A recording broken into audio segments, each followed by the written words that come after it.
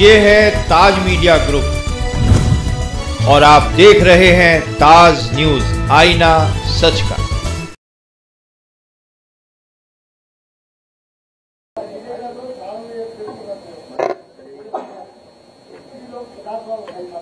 ठीक है,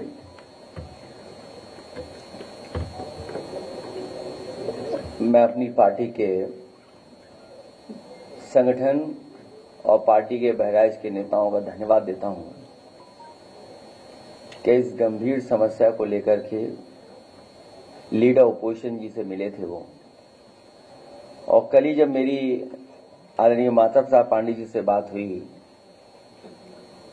तो हम लोगों ने तय किया कि जिन बच्चों का नुकसान हुआ है, घायल हुए हैं, चोट खाए हैं, उन परिवार के सदस्यों को बुला करके मैं मिलूंगा और पार्टी की तरफ से जो कुछ मदद हो सकती है वो हम लोग करेंगे।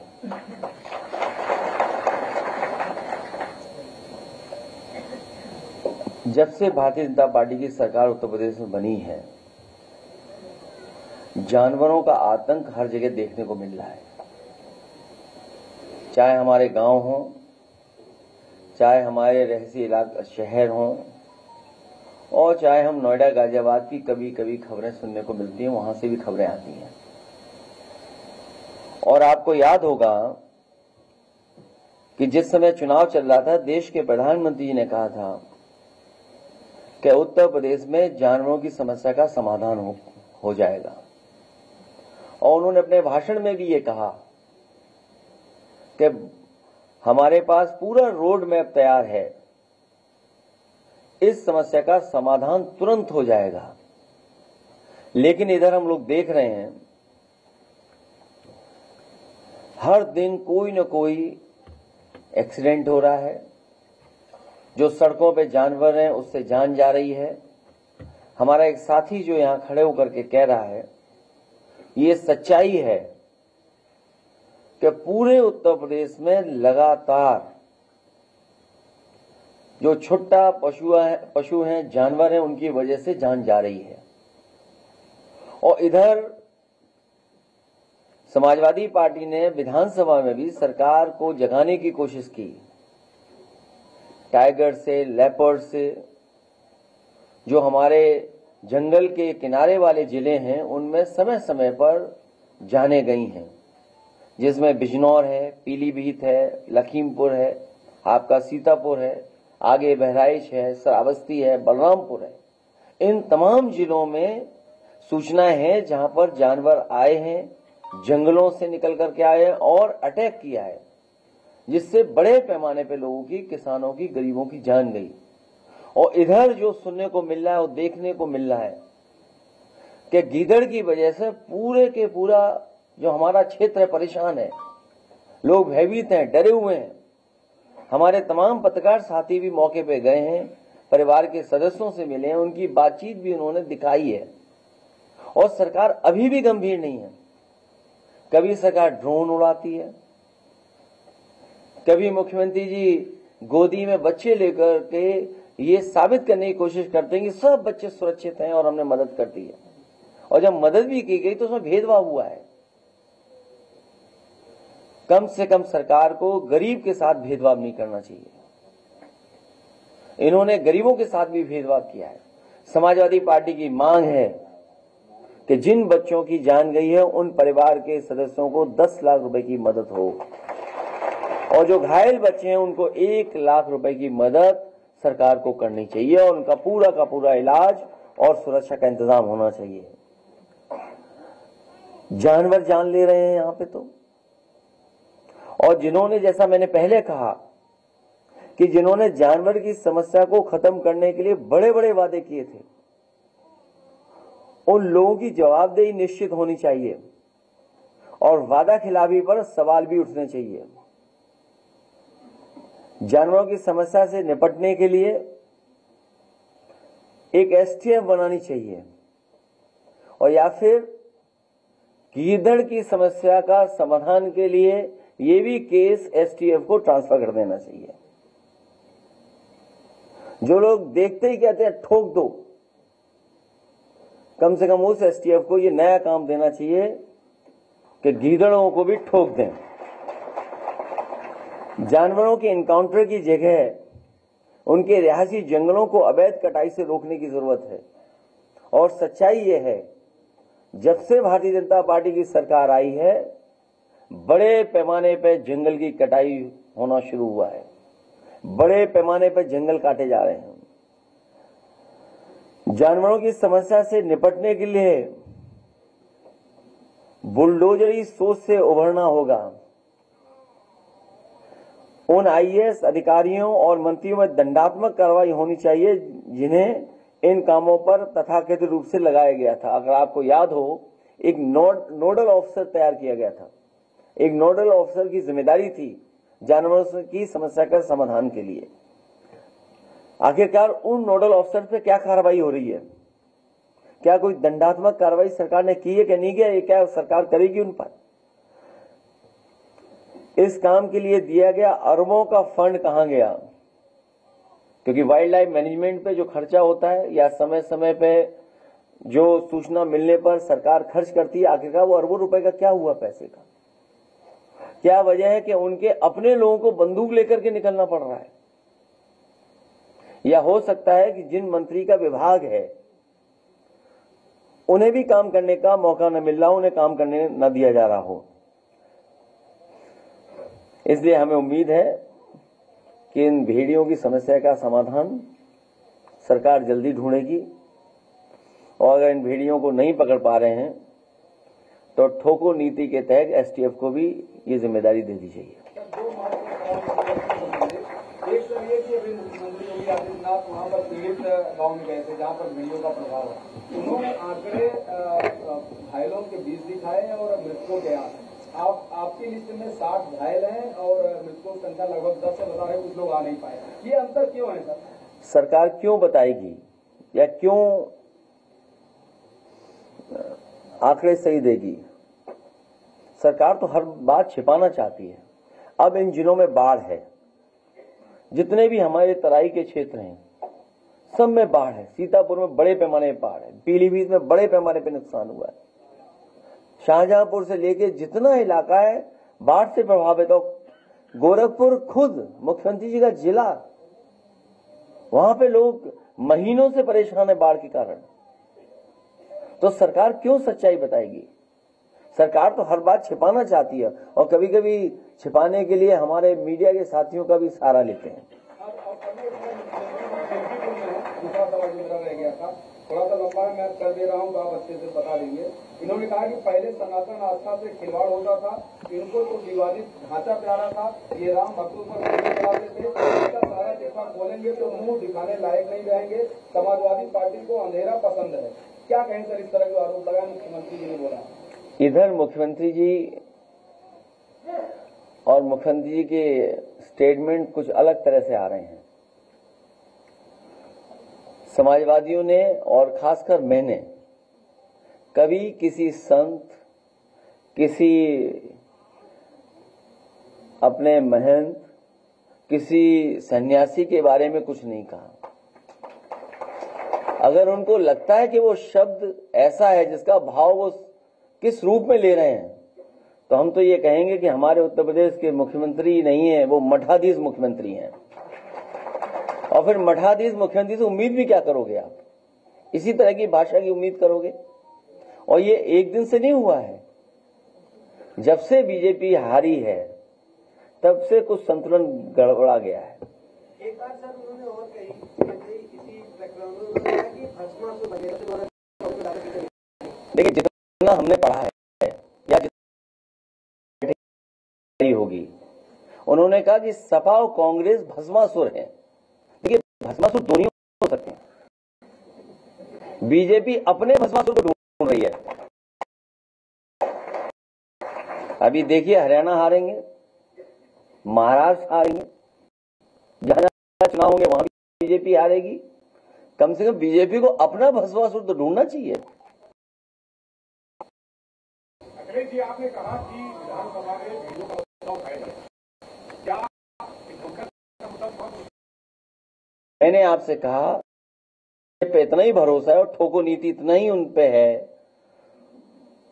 तो ये केस भी नहीं को ट्रांसफर करना है। क्यों रखे फॉरेस्ट डिपार्टमेंट में? और जहां तक जो बात पूछ रहे हैं उसकी गहराई में अगर आप जाएंगे, जो एसटीएफ के लोग हैं, सुनने में आ रहा है और रही है कि अगर 11 एक तरह के लोग एक तरह से हैं तो उनमें से सबसे ज्यादा अगर कहिए तो जौनपुर के लोग हैं। और जौनपुर में किसने पोस्ट करवाया है, ये सबसे बड़ा सवाल है जिसका हमको भी ढूंढना है कि आखिरकार कैसे कैसे पोस्ट हो रहे हैं जौनपुर के ही सब, इसके पीछे कौन है।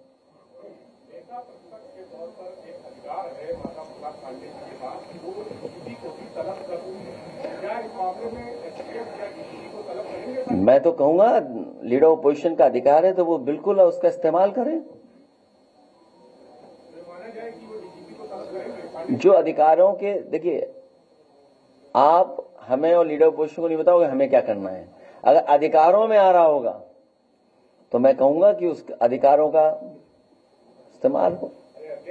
जी जौनपुर का इशारा क्या इलेक्ट्रिक की तरफ भी है और उसमें तमाम नेता बोलते हैं और आपको देख होता है देश की उम्मीद भी ये जो अभी स्टेटमेंट आया है गृह मंत्री जी का वक्त, तो वक्त पे क्या आपका स्टैंड है?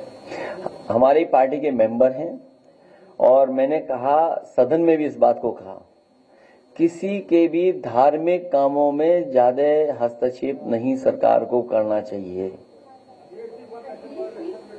वो बहुत बड़ा सवाल है और हमारे पक्ष यही है कि किसी भी धार्मिक के मामलों में सरकार को हस्तक्षेप नहीं करना चाहिए। सर आपने ट्वीट किया वन नेशन वन इलेक्शन को लेकर और उसमें आपने तमाम सवाल खड़े किए जिसका अब तक कोई जवाब नहीं आ पाया कि जो सभी बॉडी इलेक्शन होंगे क्या वो भी साथ में होंगे या असेंबली साथ में होंगे, या पूरा जो स्ट्रक्चर है अभी इसको कोई चर्चा भी नहीं की। देखिए ये बड़ी साजिश है दरअसल आपको हमको सबको उलझाने में। आपको याद होगा महिला आरक्षण की बात हुई थी, क्या महिला आरक्षण लागू हो जाएगा? क्या सरकार इस बात के लिए तैयार है कि कब तक महिला आरक्षण लागू हो जाएगा? और फिर जो रिपोर्ट में बता रहे हैं कि 18,626 पेज थे, 18,626 पेजेस की रिपोर्ट थी ये वन नेशन वन इलेक्शन, और 191 दिनों में पूरी हुई है ये पूरी। लगभग 100 पेजेस प्रतिदिन का आंकड़ा है अगर हम हिसाब किताब लगाएं तो। इसी से पता चलता है कि इसके बारे में कितना सतही पर दिखावटी चर्चा हुई होगी। तो सोचिए कितना चर्चा हुई होगी अगर इतनी बड़ी रिपोर्ट थी 18,626 पेजों की, तो क्या चर्चा हुई होगी उस पर। दरअसल ये भाजपाई रिपोर्ट है जो तैयार हुई है, वन नेशन वन इलेक्शन और वन डोनेशन।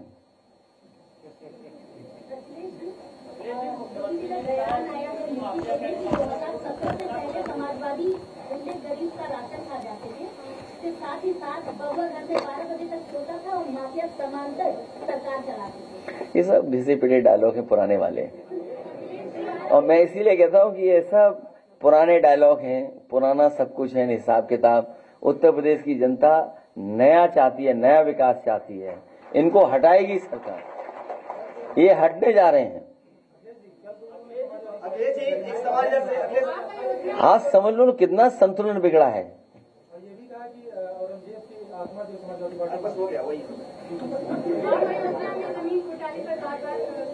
देखिए कल आपने पीड़ित परिवार, मैंने आपसे कहा और कई बार मैंने आपसे आपके बीच में इस बात को कहा कि उत्तर प्रदेश सरकार को कम से कम टॉप 10 माफियाओं की सूची जारी करनी चाहिए। वो टॉप 10 माफिया कहां हैं और किस दल में, इसकी सबको जानकारी हो जाएगी। मुख्यमंत्री जी पहले मुख्यमंत्री हैं जिन्होंने अपने मुकदमे वापस लिए हैं, और कितने गंभीर मुकदमे लिए हैं, कितने गंभीर मुकदमे लिए हैं, ये हमारे आदरणीय माता प्रसाद पांडे जी सब जानते हैं उनके बारे में। और अगर विस्तार से सुनना चाहो तो मैं कहूँ माइक उन्हें दे दूं। तो ये जो मुख्य मुद्दे हैं, उन मुद्दों से ध्यान हटाने के लिए मुख्यमंत्री जी लगातार इस तरह की बातचीत कर रहे हैं। एक सवाल है कि आपको लगता है कि सरकार आपके विधायकों पे भी, आपके कार्यकर्ताओं पे बदले की कार्रवाई कर रही है? जाहिर बेग जो आपके एमएलए हैं, उनकी नौकरी की मौत पर अबेटमेंट टू सुसाइड का मामला दर्ज किया गया, उनकी पत्नी पर। देखिए, बहुत दुखद है कि अगर ऐसी घटना हुई है कहीं, क्योंकि हर एक के घर में कोई ना कोई काम करने वाला व्यक्ति या इस तरह का रहता है। कभी कोई घर परिवार वाला नहीं चाहेगा कि ऐसा हो जाए, उसके घर में ऐसी घटना हो जाए। उन्हें इसीलिए परेशान किया जा रहा है कि एक तो वो समाजवादी पार्टी है और दूसरा भारतीय जनता पार्टी को इससे लाभ मिलेगा हिंदू मुस्लिम डिवाइड करने में। ये पहले दिन से स्ट्रेटजी है भारतीय जनता पार्टी की कि समाजवादी पार्टी को कैसे बदनाम किया जाए, और अगर कहीं कोई मुस्लिम है तो बदनाम समाजवादी पार्टी को कर दो।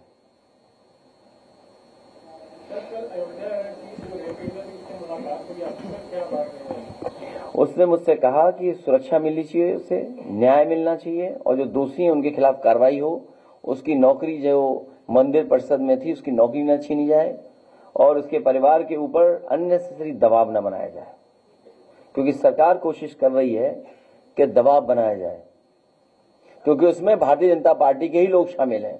तो कम से कम मुख्यमंत्री जी मिल्कीपुर गए हैं, उस बेटी के न्याय दिलाने के लिए भी कुछ न कुछ कहेंगे। आपने एसटीएफ का जिक्र किया, जॉनपुर का जिक्र किया, थोड़ा उसको एलाबोरेट कर दीजिए।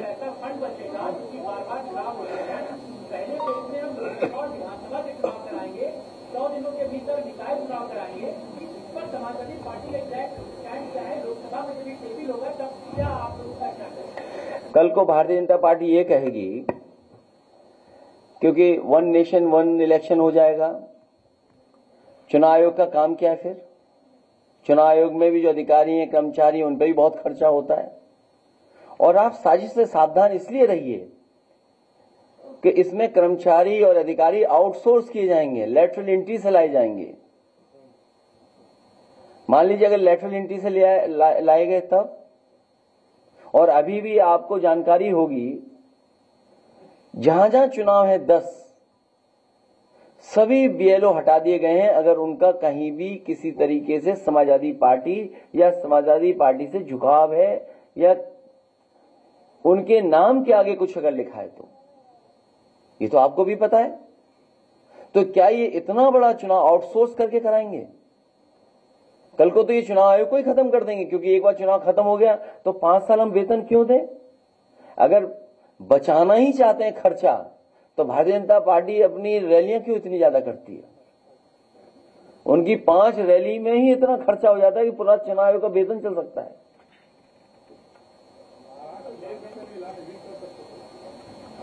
और अपनी पार्टी के राष्ट्रीय अध्यक्ष का भी चुनाव कर सकते थे।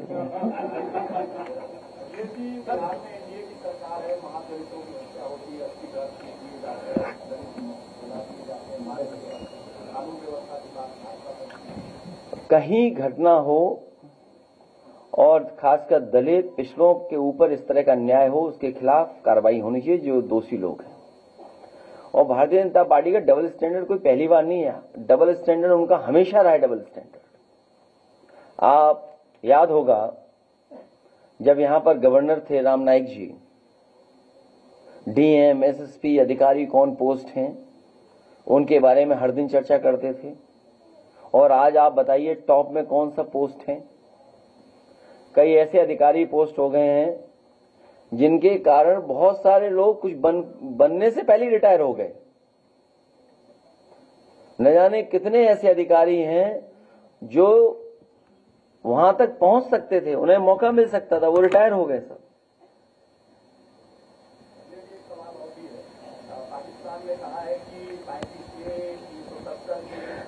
भेड़िया से बचाओ।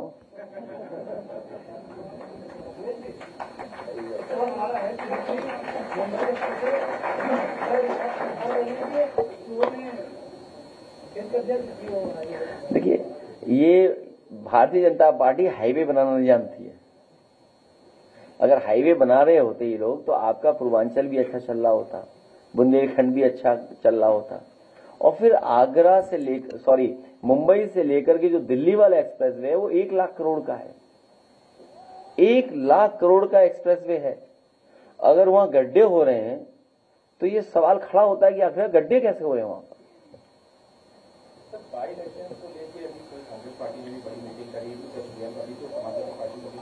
नहीं, ये तो अच्छी बात है कि दूसरे दल भी लगे हुए हैं गठबंधन को जिताने के लिए, हैं? तो वो तो पॉलिटिकल पार्टी है, वो क्यों नहीं लड़ेंगे, क्यों नहीं अपना काम करेंगे? वो तो अच्छी बात है उनके काम करें। फिलहाल दोनों दल तैयारी कर रहे हैं। आप हमारे बारे में तो जानते हो। नहीं, इस समय देखिए, अगर भेड़िए से अलग हो जाओगे तो बड़ी दिक्कत में आएंगे हम और आप लोग। इतने परिवार के लोग बैठे हुए हैं, दुखी परिवार। आप सुनिए, मैं तो एक बच्चे से सुन रहा था अभी, मैंने कहा उसके चोट जो झपट्टा मारा जो, तो बोले पिता ने बताया कि पिता ने बचाया उस बच्चे को। सोचिए आप, तो कितनी दहशत में परिवार रह रहे होंगे। और फिर तब कि उन पे घर भी ऐसे नहीं है जहां पर सुरक्षित सो सकें। और बाढ़ के समय पर सोचो कैसा जीवन यापन होगा, न खाने को, न कुछ इंतजाम दवाई का, न पीने को पानी है। और गरीबी आप दिखाई दे रही, कैसी गरीब हालत में रह रहे हैं। और बहुत सारे, ठीक बात है भाई, इतना तो लिबरल होना चाहिए सरकार को। अब आप कह रहे हो कि उसकी क्योंकि बॉडी नहीं मिली इसलिए मदद नहीं होगी। अच्छा, वो गरीब परिवार के सदस्य, वो दुख में है, उनके सामने परेशानी है, वो खुद चाहते हैं कि उनका बच्चा मिल जाता, क्या वो नहीं ढूंढ रहे होंगे? बताओ, एक बच्चे के लिए अगर एक बच्चे की डेड बॉडी नहीं मिली तो उससे मदद नहीं कर रही सरकार। ये है सरकार। तभी मैंने कहा कि जो क्रोध करेगा वो योगी नहीं हो सकता, इसलिए मठाधीश मुख्यमंत्री है ये। कानून व्यवस्था को लेकर कल कांग्रेस ने प्रदर्शन किया था, लेकिन बीजेपी कह रही कोई काम नहीं है, तो ये प्रदर्शन ही कर रहा है।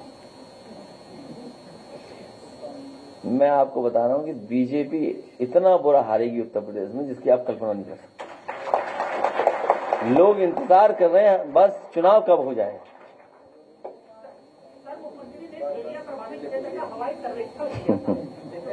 सब भाग गए होंगे भेड़िया हवाई जहाज की आवाज। वो इसीलिए मुख्यमंत्री जी हेलीकॉप्टर लेके गए जिससे कोई भेड़िया उन्हें दिखाई न दे। आप खुद सोचिए, अगर हेलीकॉप्टर थोड़ा भी नीचे आएगा उसकी आवाज से कोई जानवर रुकेगा? हैं? नहीं, वो आप खुद जानते हैं इन बातों को। वो भेड़िया ढूंढने थोड़ी गए थे। और सोचिए, गोदी में बच्चे को लिया उन्होंने, सोचिए आप, और बच्चों की मदद नहीं कर रहे। और कुछ बोला उन्होंने भी? मिल्कीपुर में नहीं बोला। क्या क्या बोल दिया बताओ ना, पूछिए।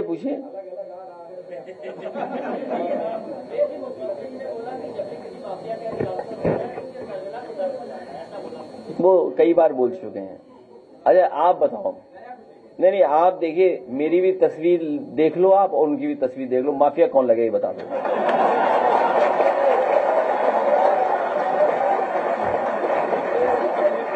हाँ?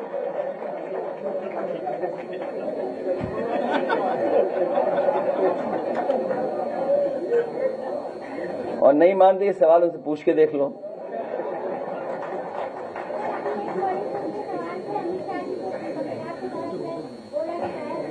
इतना तो कभी कभी भड़का जाना चाहिए।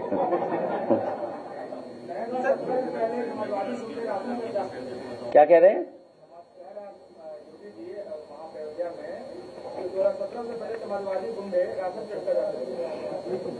क्या बातें कर रहे हैं आप? में से बहुत सारे साथी रहे होंगे जिस समय रतन टाटा जी आए थे, याद है आपको? वो जो मशीन, क्या बोलते हैं उसको, what do you call it, अरे जो जिससे राशन के लिए है, पॉस मशीन, याद है आपको? हम लोगों ने शुरू किया था और राशन का डिस्ट्रीब्यूशन कितना बेहतर हो सके वो सब कोशिश की थी और कर रहे थे हम लोग। ये दे वे कुछ नहीं रहे मुख्यमंत्री, क्या दे रहे हैं बताओ? चुनाव था तब क्या दे रहे थे? रिफाइंड तेल, चना, और अब क्या मिल रहा है? अब क्या मिल रहा है? और सोचिए जो बाढ़ पीड़ित इलाके हैं, कम से कम उन्हें तो अच्छा खाना मिल जाए। कहाँ मिल रहा उनको?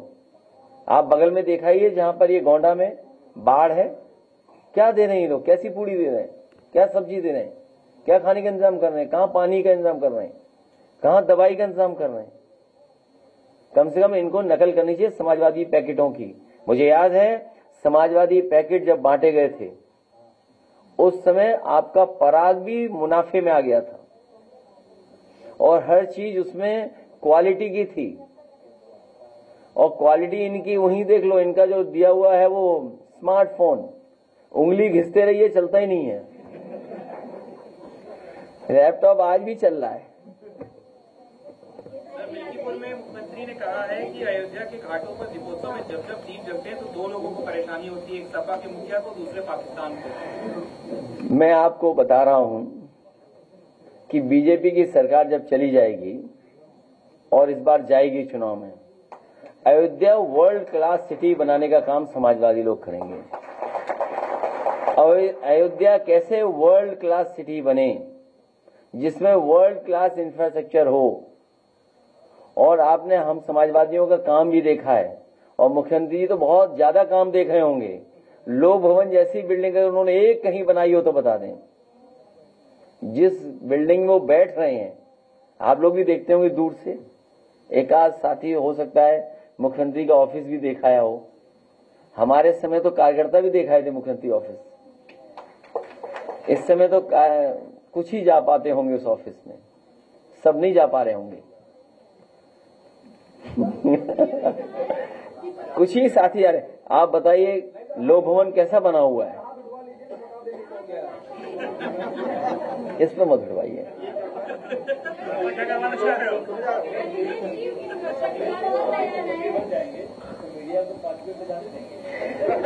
नहीं, जैसे देखिए ऐसा है, कहाँ जाना चाहते हैं आप बनवा दो, आपकी परमानेंट कुर्सी वहां लगवा दूंगा, आप वो हटने नहीं दूंगा। जैसे जिस समय आएगी सरकार उसी समय आप भी मिले बैठोगे वहीं।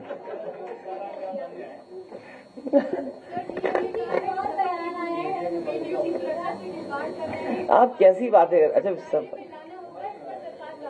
अच्छा आप एक काम करिए, एक तस्वीर उनकी रखिए, एक तस्वीर हमारी रखिए, दोनों में कौन क्या लग रहा है बता दो आप। दोबारा क्यों बुलवाते हो बात? नहीं, और मुकदमे कितने उनके ऊपर सोचिए आप, कितने मुकदमे रहे उनके ऊपर और कितनी गंभीर धाराओं के मुकदमे हैं उनके ऊपर। इलेक्शन पर से जरा बता दीजिए। अच्छा ये पत्रकार हो क्या नहीं हो, वैसी कुर्सी लगा दें हम आपकी। अच्छा तब ठीक है। अच्छा तो रहेंगे आप, फिर अभी नहीं जा पाए होगे शायद, हम ले चलेंगे।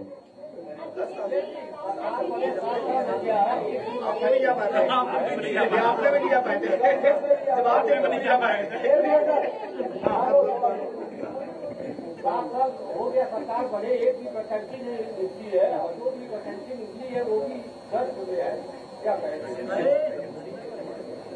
अभी बस वो खाना पूर्ति कर रहे हैं, उन्हें जाना है बस। सर वो सवाल जरा थोड़ा सा अधूरा रह गया, क्या यूपी में चुनाव में कांग्रेस समाजवादी पार्टी साथ लेकर लड़ेगी या अलग अलग लड़ेगी? क्योंकि अलग दूसरे राज्यों में इंडिया गठबंधन लड़ेगा। हाँ इंडिया गठबंधन। कैसे बुला लें, खड़ा कर दें तो परिवार के लोगों कैसे खड़ा करें? नहीं एक काम करो ना, कैसे खड़े करें? अरे परिवार के लोग आ जाएं। नहीं एक काम नहीं।